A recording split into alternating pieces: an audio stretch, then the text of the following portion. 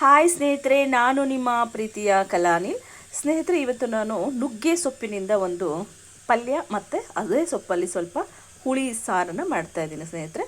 ಆ ನುಗ್ಗೆ ಸೊಪ್ಪಿನ ಹುಳಿ ಸಾರಿಗೆ ಏನೆಲ್ಲ ಬೇಕಂತ ನೋಡೋಣ. ಮೊದಲಿಗೆ ನಾನು ಈಗಾಗಲೇ ಅದು ಬೇಯಿಸ್ಕೊಳ್ಳೋಕ್ಕೆ ಕುಕ್ಕರಲ್ಲಿ ಇಟ್ಟಿದ್ದೀನಿ.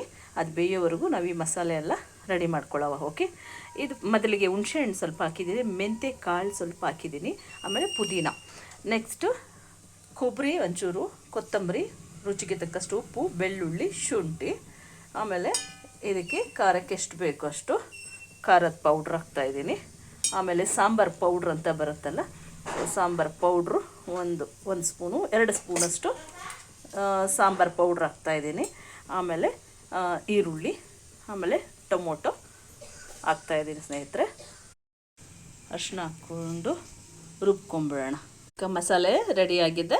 ಈಗ ಒಗ್ಗರಣೆಗೆ ಇಟ್ಕೊಂಡು ನೋಡಿ ಸ್ನೇಹಿತರೆ, ಈಗ ಇದು ನುಗ್ಗೆ ಸೊಪ್ಪು ಬೇಯಿಸೋಕೆ ಇಟ್ಕೊಂಡಿದ್ದೀನಲ್ಲ, ಸೊಪ್ಪು ಬೆಂದಿದೆ. ಇದನ್ನೆಲ್ಲ ನೀಟಾಗಿ ನೀರು ಸಪ್ರೇಟು, ಸೊಪ್ಪು ಸಪ್ರೇಟು ಬಗ್ಸ್ಕೊಂಬಿಡೋಣ. ಓಕೆ, ಈ ನೀರನ್ನ ಒಗ್ಗರಣೆಗೆ ಹಾಕಲ್ಲ ನಾನು, ಕಹಿ ಬರುತ್ತೆ ಸಾರು ಅಂತ. ಬರೀ ಇದು ಸೂಪ್ ಕುಡಿಯೋರಿದ್ರೆ ಕುಡ್ಕೋಬೋದು, ಇಲ್ಲಾಂದ್ರೆ ಚೆಲ್ಬಿಡ್ತೀನಿ. ಈ ಸೊಪ್ಪು ಮಾತ್ರ ಹಾಕಿ ಒಗ್ಗರಣೆ ಕೊಡ್ತೀನಿ. ಓಕೆ, ಈಗ ಒಗ್ಗರಣೆ ರೆಡಿಯಾಗಿದೆ ಸ್ನೇಹಿತರೆ.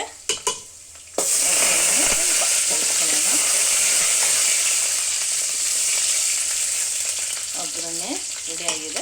ಸೊ ಇವಾಗ ಒಗ್ಗರಣೆಗೆ ಏನು ಮಾಡಬೇಕು, ನಾವು ಈ ಟೊಮೊಟೊ ಹಚ್ಕೊಂಡಿರೋದು ಮತ್ತು ಬೇಯಿಸ್ಕೊಂಡಿರೋಂಥ ನುಗ್ಗೆ ಸೊಪ್ಪನ್ನ ಹಾಕಿ ಸ್ವಲ್ಪ ಫ್ರೈ ಮಾಡ್ಕೊಳ್ತೀನಿ ಒಗ್ಗರಣೆಯಲ್ಲಿ. ಆಮೇಲೆ ನಾವು ರುಬ್ಕೊಂಡಿರೋಂಥ ಮಸಾಲೆನ ಹಾಕೋಣ. ಈಗ ನಾವು ರುಬ್ಕೊಂಡಿರೋಂಥ ಮಸಾಲೆಯನ್ನು ಹಾಕ್ಕೊಂಡು ಎಷ್ಟು ನೀರು ಬೇಕೋ ಅಷ್ಟು ನೀರನ್ನ ಈಗ ನುಗ್ಗೆ ಸೊಪ್ಪಿನ ಹುಳಿ ರೆಡಿ ಇದೆ. ಅನ್ನಕ್ಕೆ, ಚಪಾತಿಗೆ ಯಾವುದಕ್ಕೆ ಬೇಕಾದರೂ ತಿನ್ಬೋದು.